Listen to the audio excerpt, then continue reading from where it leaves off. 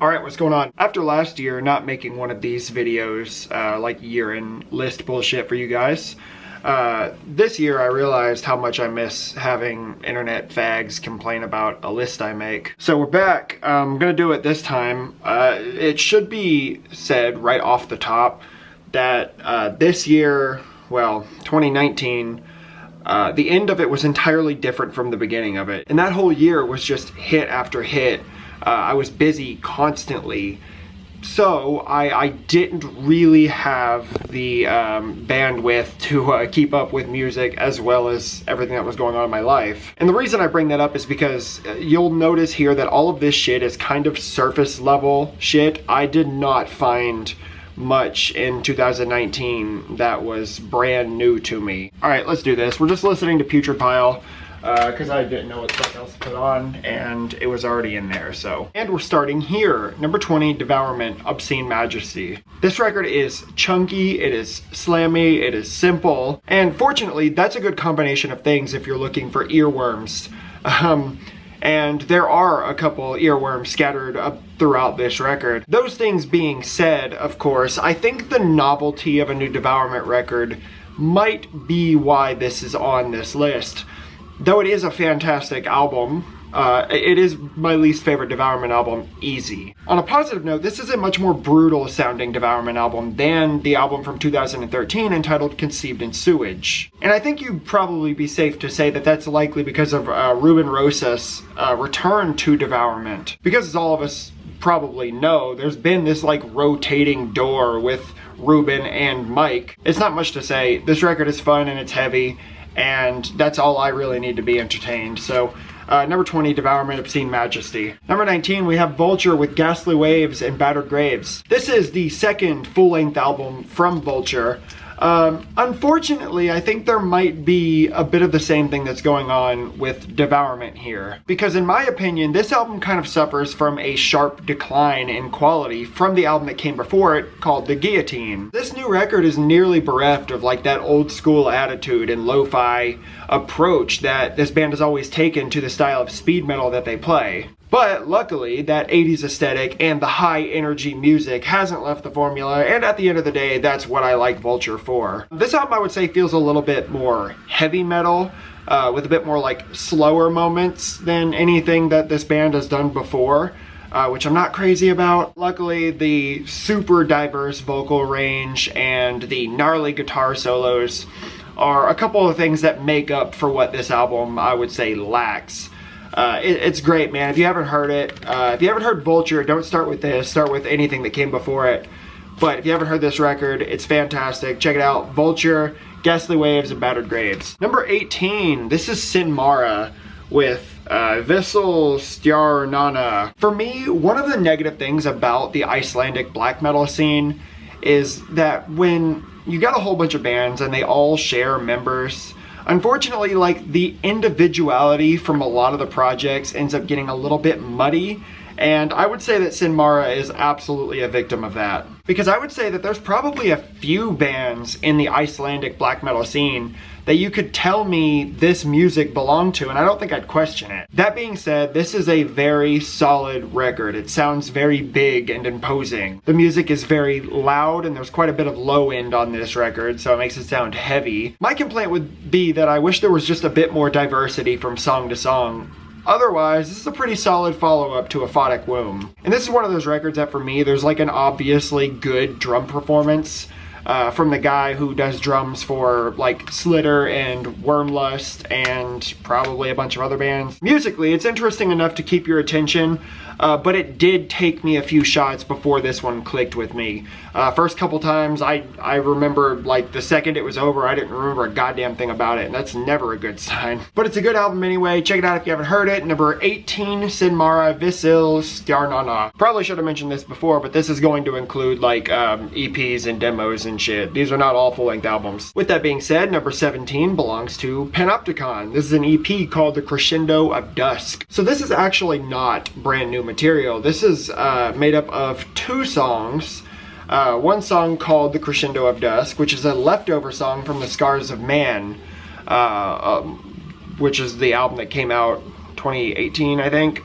And the other song is called The Labyrinth, which is a leftover from Autumn Eternal. Now, being that these songs were written and recorded at 2 different times, there is still nothing that strays too far from the path of what we would expect from Panopticon. The melody is fantastic. I love the clean, like, chanty vocals on the first track, really cool. The drumming, of course, as with any Panopticon record, is phenomenal. I love the, like, gravel-voiced poem thing at the beginning of the second track. And the music is just consistently interesting, equipped with, like, all sorts of bells and whistles throughout the entire thing. I would say the only reason this is so low on the list is because I find myself reaching for this record less than some of the albums that came before it. That being said, it's fantastic. I love Panopticon, and I think every one of you know it. Number 17, Crescendo of Dusk. Number 16, we have Pissgrave with Posthumous Humiliation. This is another disgusting offering from the mighty Pissgrave, but I would say that this was pretty much served from the same vat of sewage that Suicide Euphoria was born. This is basically Suicide Euphoria Part 2. Now, No Risk normally would yield no reward, but this band has kind of latched itself onto me in a way that I can't really describe. I love this sort of crunchy approach to this sort of old school death metal sound. This motherfucker is dizzying and nauseating in all the ways that makes my pussy wet. And I would say if you haven't heard it or you don't care to search for it, just go chew on some glass or just throw your ears right into a blender.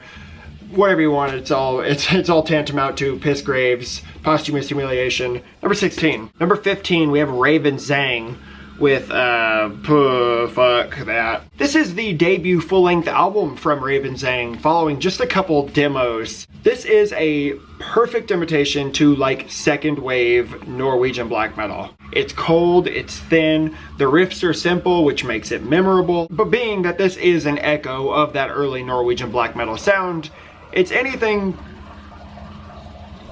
My coffee maker just started making coffee on its own, I guess. I don't know. It's anything but reinventing the wheel, but what it's going for, it succeeds at absolutely. If you like that style of black metal and you haven't heard Raven Zhang, perfect. Shit's awesome. Check it out. Number 15. Number 14, we have Misty Remain with Alglamy, maybe? After the first full-length album from Misty Remain, this one has been highly anticipated.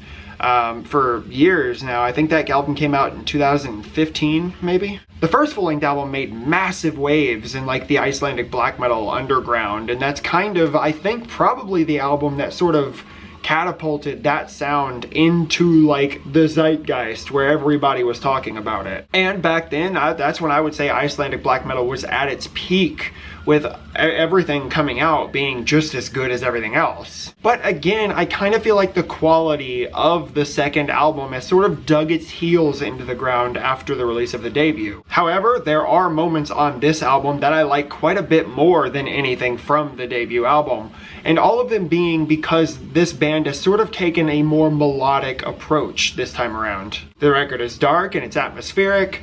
Unfortunately, some parts for me kind of just drag on a little bit longer than maybe they should. But I love this record. I think it's really, really good. Again, not quite as good as the first one for me, but I dig it. I dig it a whole lot. Number 14, Misty Remain, Alglamy. Number 13, Bhargav, Reign in Supreme Darkness. Again, a sophomore full-length album. Following Netherstorm, which was released, I believe, in the very early days of 2018. I actually like this one more than Netherstorm. I would say it's a bit more memorable and catchy than anything from that record. But it's not like it really does anything different. This is kind of another, like, early Emperor throwback. And it even sort of has a bit of a Nightside Eclipse countenance to it. There are synths through the entirety of this record, which is easily my favorite thing about it. However, I personally think it would be hard to release a synth-heavy, ultra-dark, melodic black metal album and have me not love it. This one, I would say, just has an overall epic feel, and it's fucking solid, man. Check it out if you haven't heard Bhargav. I would say start with this. Reign in Supreme Darkness, number 13. Number 12, we have Ultra Selvam with The Spear Wound Salvation. This is the debut full-length album following a demo that came out, I think, in 2017, which I actually showed in a video that I made for the label when they sent me the demo last year. Or 2018, fuck. This one is fast and aggressive. You see a lot of comparisons online people comparing this to like some of the early Peste Noir stuff, which I could definitely see as fitting. But I think there's also a bit of like a craft countenance to this one as well. This one is fucking riddled with intricate guitar moments and just some like general like grooves that you can't help but like kind of smile and nod along with. Really, this record is goddamn fun, and I think honestly it could probably do with being a bit higher on this list. I gotta be honest, I did not really think about the order of this very much. It's fantastic shit. Please listen to this, man. Ultra Selvam, Spirit Wound Salvation, number 12. Number 11, Cenotaph with Empyre. This one comes from the minds of a couple dudes who play in some of the best French black metal bands going right now, like Cavern and Necropole. And I would say this one has a very like sort of similar sound to both of those bands, especially vocally. This sounds a whole lot like Cavern despite having different vocalists. And I would say this is probably a bit more aggressive than either of the aforementioned bands. The third song on here is awesome. It's kind of got this long, like, ambient soundscape that breaks with this gnarly fucking howl. I don't know. It's just a really good combination of aggression and atmosphere, and that's why it's on here. Fantastic. Cenotaph's on fucking fire, man. They've been releasing shit pretty consistently for the past couple of years. Great. Fantastic shit. Number 11, Cenotaph, Empyre. Number 10, this is Benjamin Todd with A Heart of Gold Is Hard to Find. If you guys aren't familiar with Benjamin Todd, he's most well known for playing in a band that's called the Lost Dog Street Band, which is kind of very similar to like his solo stuff, but with the inclusion of like violin and shit like that. This is just him and a guitar. And the reason I love this so fucking much is because some of it I can kind of relate to. And I think all of these songs on here are something that somebody could relate to some point in their life. The songs are mostly sad. There's a lot of nice melody throughout this entire record. I've not had this one for very long, but I've played it a bunch of times since I have had it. Fantastic. I absolutely love this shit. Please check it out. Benjamin Todd, A Heart of Gold Is Hard to Find, number 10. Number 9, we have Falls of Rauros with Patterns in Mythology. This is the 5th full-length album from Falls of Rauros, and this basically is just a continuation of the sort of nature-centered, atmospheric, sometimes folky black metal. This one's got gorgeous instrumentation and a really nice, just like sort of calming atmosphere throughout. Honestly, musically, this could hardly qualify as like actual black metal, and even when put up against like its contemporaries, I would say that this is something else in some other league. Even the harsher moments on this new Falls of Rauros record are still relatively subdued and sort of laced with like an underlying beauty. I love Falls of Rauros. It's really good. Everything they've put out has been really good, and this is no exception. So, you know, honestly, this is one of those bands you can kind of start anywhere if you've never heard it. But for now, at number 9, I think number 9, Falls of Rauros. Number 8, we have Triumph Genus with whatever the fuck this says. Again, this is the second full-length album, and this is like following like a string of EPs that separates this and the debut album from 2013. Man, this band has flown fucking miles under my radar for the entirety of their 8-year career, which is quite frankly fucking embarrassing. One of the weird things, and this is kind of an aside, but I love the way the Czech language sounds in like black metal vocals. So I guess these aren't really your like standard wretches. These are more like sort of mid-croaky style vocals, which is badass. There are plenty of fucking cool bouncy riffs on this thing, and honestly the vocals almost feel like a separate entity, but like in a good way, because the vocals don't really match the music all that well. It almost feels like the music existed and then the vocals were just kind of laid on top of it, but it works. This record is mid-paced most of the way through, with like fits of speed, which is fucking great. But it's just a very dark, almost has like a ritual-y feel to it. It's fantastic. Check it out, man. Love it to death. Triumph Genus, number 8. Number 7, this is another record that could do with being a bit higher on this list, but there's not that many numbers between like 10 and 1, and I have a bunch of records that I fucking love. Selvam Violin, I don't know what the fuck this album is called either. Kuolonkivaya. That right there. This is the 3rd full-length album from one of the best going Finnish black metal bands there is. Honestly, man, there's not much that can compete with Selvam Violin, and I don't think that this band will put out anything that I could say that I don't love. The only thing I can say against this is that it's marginally less catchy than Ruhan Kantaja, or whatever the fuck that album was called. But the riffs are hot as hell and the energy is as high as ever, so if that's the worst complaint I have, this one really does deserve to be a bit higher on this list. There's nothing much of like a production style change or a songwriting style change here. I just am not quite sure that this band struck gold like they did on the last full-length album. That being said, this record is ridiculously fucking good, and I am always excited for whatever this band is going to do next. Yeah. Fucking badass. Number 7, Selvam Violinen. Number 6, Bolin, El Tigre del Sur.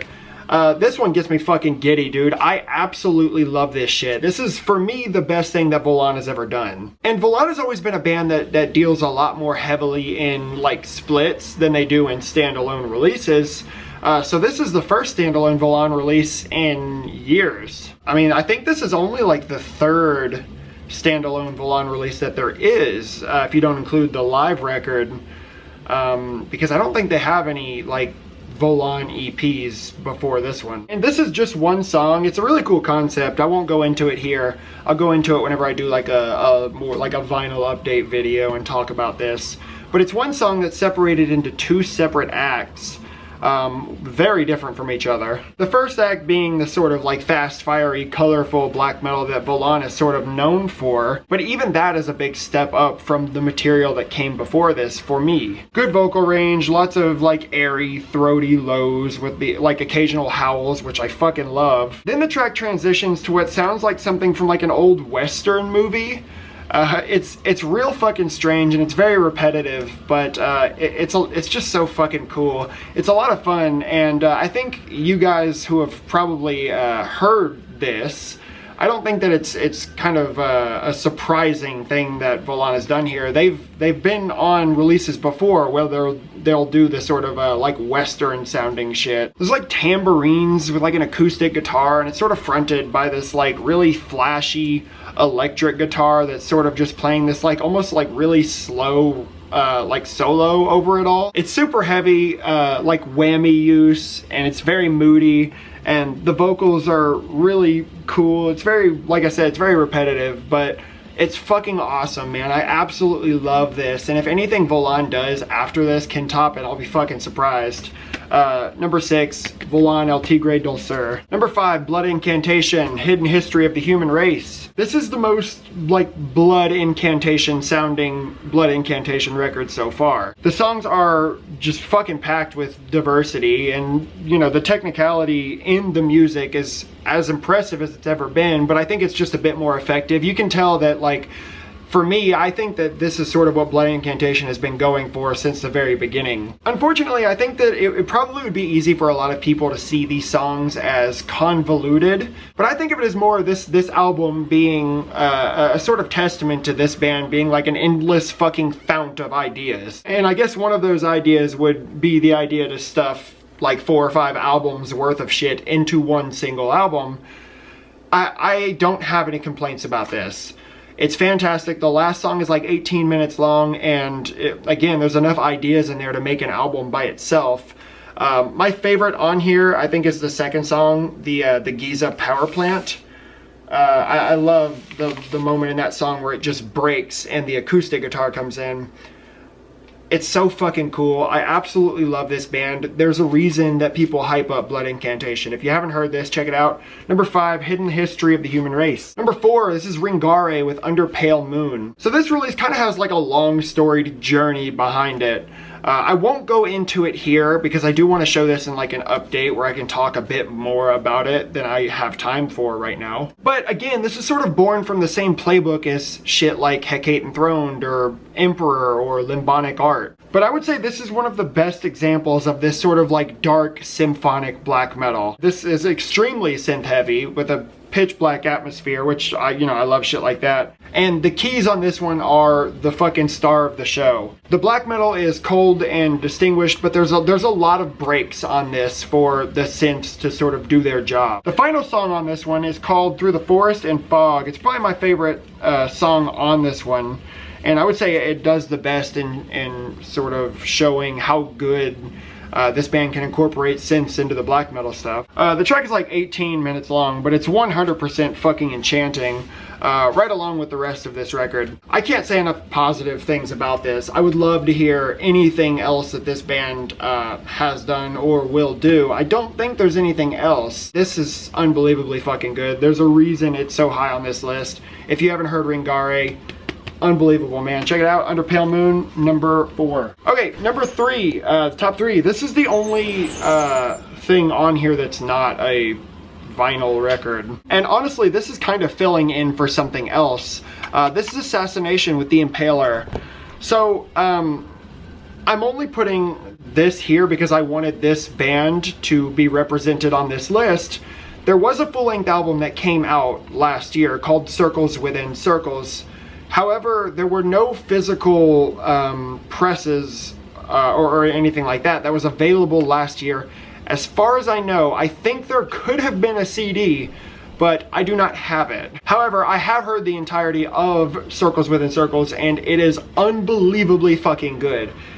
The best sort of like Black Magic SS rip-off band that I think we'll ever have. You know, it is of course its own entity because there are some differences to the actual songwriting that I'm not articulate, see, there you go. I'm not articulate enough to pinpoint, but this sort of has that same flair that the Black Magic SS stuff has. Fantastic, absolutely incredible. The two songs that are on this are both on the full-length album, I think.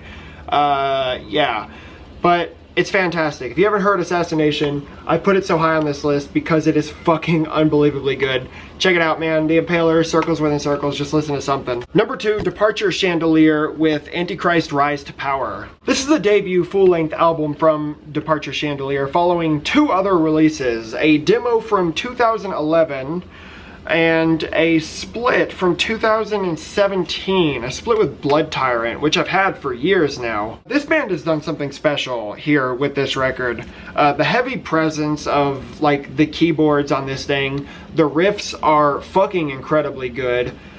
I like the sort of lyrical content here. I like what the lyrics are about. I mean, this band struck fucking gold, and I think with this record, so many people really took to it. This band has kind of, I would say, like catapulted itself into the fucking exosphere. But basically this record is super dark, it's melodic. The riffs are the same style of riffs that sort of prop up the NS style of black metal, which I love so much for that very reason. But it's catchy as fuck, it's gallopy, it's melodic the entire way through. I love it. I love it. There are some moments on this record that are like just 100% throwbacks to like the first wave style of black metal, stuff like Sodom and Bathory, Venom, shit like that. There's a song on this album called Re-Establish the Black Rule of France. The very last song on the album, and there's a riff on that one that sounds exactly like something that was written in the early mid-80s. It's so fucking good. Like I said, I really think that Departure Chandelier has done something, maybe not unique, but definitely something special. I love this shit. Head over heels in love with this shit. Check it out. I know you guys have probably all heard this one, but if you haven't, for fuck's sake, man. Departure Chandelier, Antichrist Rise to Power, number 2. And perhaps this is kind of a bit of a throwaway. I think the novelty here probably is what pushed this to number 1, but I already mentioned that this was number 1 earlier in the video. Cattle Decapitation Death Atlas. This is a record that I've sort of been waiting on with bated breath since fucking 2015, I think, and I was very, very unsure of the direction that this band was going to go with this album. And I'm absolutely not disappointed with the direction that they chose. I think that this album for me kind of showed me that I don't really have a reason to be worried about whatever it is this band does next. I think I'm just a fan of this band and will be a fan of whatever it is they do, so long as they don't go off and do like a full-blown karaoke album or something like that. And honestly, there could be a bit of the fact that my expectations were not through the roof here. I was expecting to be disappointed, and I think that's why hearing this and hearing that they totally hadn't gone off the deep end like I was expecting them to, I think that could be why this pushed this over the top for me. And I would say this album is, first of all, it's 100% better than the Anthropocene Extinction in my opinion, but I think that the inclusion of the sort of black metal, ultra moody melodic style riffs that this sort of incorporates to most songs on this thing, I think because of that and the vocal performance for me, some of the high vocals, like the high retched vocals on this thing, are better than any high retched vocals this band has ever shown on any previous records. The only, for me, the only weirdness here is that there are a couple awkward transitions and maybe a couple awkward like inflections with some of the vocals on like in choruses and shit. And there's definitely like, I never really noticed it before this record, but the vocals are definitely delivered with the same flow as like some of the rap shit that I've heard, which is really strange, but I think it works perfectly. I love this fucking album. I don't know that I have a favorite song. Be Still Our Bleeding Hearts could probably be the favorite song. Finish Them, Bring Back the Plague. I don't know. One of those three probably. Maybe a combination. They're tied. I don't know. It's fantastic. I think the Anti-Death Atlas Contingent is definitely strong. I'm definitely going to get shit for this. But that's it. There's 20. Again, I put very little thought into the actual order here. If I had, I would say the top 10 would probably look quite a bit different. Honestly, I thought for a while about putting Cattle Decapitation as just like an honorary position outside of the list and just doing like 20 records that didn't include it. But I don't care. I didn't care enough to bother trying to incorporate some other record in here, because I pretty much used most of the 2019 releases that I even bothered picking up. So yeah, that's it.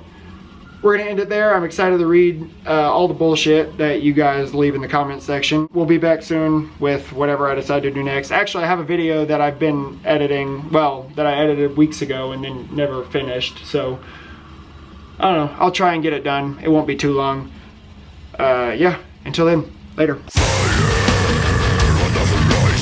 Incineration of a species, the cremation